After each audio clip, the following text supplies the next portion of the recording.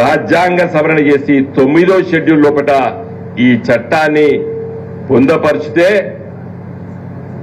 ఏ court కూడా ఆపలేదు. తమిళనాడులో అదే జరిగింది 30 ఏళ్ల క్రితం. ఆ రోజు జయలలిత కత్తి మెడకు పెట్టి పివి నరసింహారావుతో ఒప్పించి 9వ షెడ్యూల్లో పొందపరిచింది. ఇలా బీజేపీని ఈ రాష్ట్రానికి ముఖ్యమంత్రి బీసీ నాయకుని చేస్తా అని చెప్పి మాట్లాడేటువంటి బీజేపీ ఎంపీలారా 9వ షెడ్యూల్లో దీన్ని ఎందుకు పొందపరచరు? తెలంగాణ రాష్ట్రంలో 50% కంటే ఎక్కువ రిజర్వేషన్లు బీసీలకి, ఎస్సీలకి, ఎస్టీలకి ఉండే విధంగా మరి చట్టం తీసుకొచ్చి ఆనాడు కేసీఆర్ గారు, ఈనాడు రేవంత్ రెడ్డి గారు ఇద్దరు కూడా పంపించారు. బీజేపీ నాయకులారా 8 మంది ఎంపీలు గెలిచారు మీరు తెలంగాణ రాష్ట్రం నుండి. వెళ్ళి అడగండి.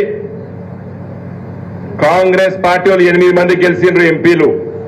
వెళ్ళి అడగండి మీ రాహుల్ గాంధీని.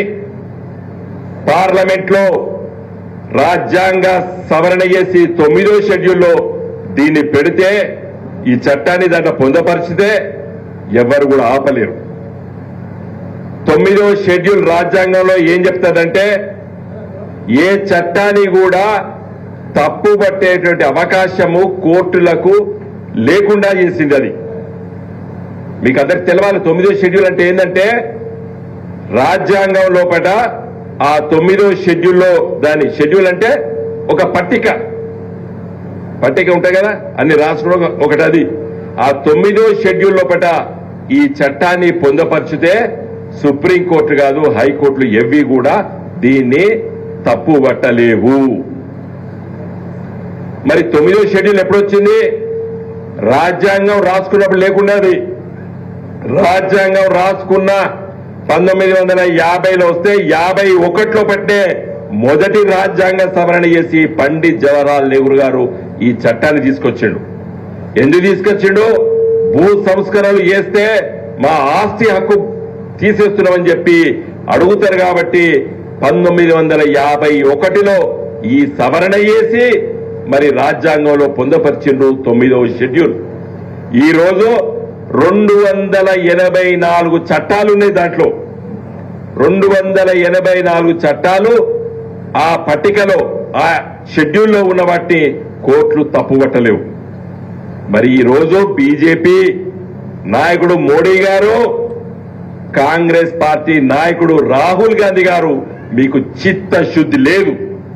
నేను ఛాలెంజ్ చేస్తున్నా. 8 మంది బీజేపీ వాళ్ళు గెలిచిండ్రు, 8 మంది కాంగ్రెస్ వాళ్ళు గెలిచిండ్రు తెలంగాణలో. రేపు మీ 16 మంది పోయి అడగండి. 16 మంది ఓవైసీ గారిని అడగండి, వస్తే తీసుకుపోండి. లేకపోతే బీజేపీ ఎంపీలు, కాంగ్రెస్ ఎంపీలు 16 మంది వెళ్ళి మోడీ గారిని అడగండి, రాహుల్ గాంధీని అడగండి. ఇద్దరు కూడా ఒక దగ్గరనే కూర్చుంటారు. ఆయన అటు కూర్చుంటాడు, ఈయనే ఇటు కూర్చుంటాడు. ప్రతిపక్ష నాయకుడుగా రాహుల్ గాంధీ ఇటు కూర్చుంటాడు, అటు మోడీ గారు కూర్చుంటాడు. మీకు 2 నిమిషాలు పడుతుంది పోయి చిత్తశుద్ధి ఉంటే. నేను కాంగ్రెస్ ఎంపీలు 8 మంది, బీజేపీ ఎంపీలు 8 మంది. బీజేపీలో 2 మంత్రులు ఉన్నారు, కిషన్ రెడ్డి గారు, బండి సంజయ్ గారు. నాయకత్వం వహించండి. మీ పార్టీ 8 మంది, కాంగ్రెస్ పార్టీ 8 మందిని తీసుకెళ్లి మోడీ గారిని, రాహుల్ గాంధీ గారిని అడిగి ఈ చట్ట సవరణ చేసి పెడితే వచ్చే 10 రోజుల పట ఎన్నికలు బీసీలకు 42% ఇచ్చి ఎన్నికలు తెలంగాణలో జరుపుకోవచ్చు మనం. నేను ఒక న్యాయవాదిగా, ఒక మాజీ పార్లమెంట్ సభ్యుడిగా 10 సంవత్సరాలు పార్లమెంట్ లో పనిచేసేటువంటి అనుభవంతో చెప్తున్నాను. చిత్తశుద్ధి లేదు 2 పార్టీలకి. కేవలము మాట్లాడుతున్నారు. కేసీఆర్ గారు చిత్తశుద్ధి నేను చెప్తా. మార్కెట్ కమిటీలో బీసీలకు ఇదివరకు రిజర్వేషన్ ఉండేనా? ఇప్పుడు ఉందా లేదా? మహిళలకి మార్కెట్ కమిటీ చైర్మన్ ఎవరు ఇచ్చిండా? కేసీఆర్ గారు తీసుకొచ్చారు. ఇంకా అది చిత్తశుద్ధి. మేము నిరూపించుకున్నాం. ఒక రాష్ట్ర ముఖ్యమంత్రిగా, ఒక రాష్ట్రాన్ని పరిపాలించే పార్టీగా గులాబీ జెండా బీసీలకు మార్కెట్ కమిటీల చైర్మన్లు ఇచ్చినాము. మహిళా సోదరిమణులకి మార్కెట్ కమిటీ చైర్మన్ ఇచ్చినాం. దేశంలో ఎక్కడ లేదు.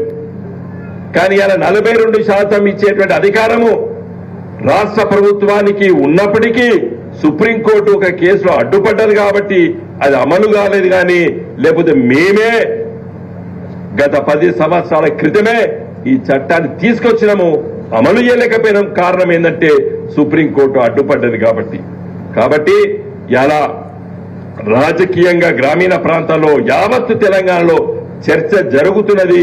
42% బీసీలకు రిజర్వేషన్లు ఉండయా అనే సమస్య పైన నేను రాష్ట్ర వ్యాప్తంగా ఇది చెప్పాలని చెప్పుకునే దానిపైన క్లుప్తంగా దానిపైన నేను ప్రస్తావించడం జరిగింది.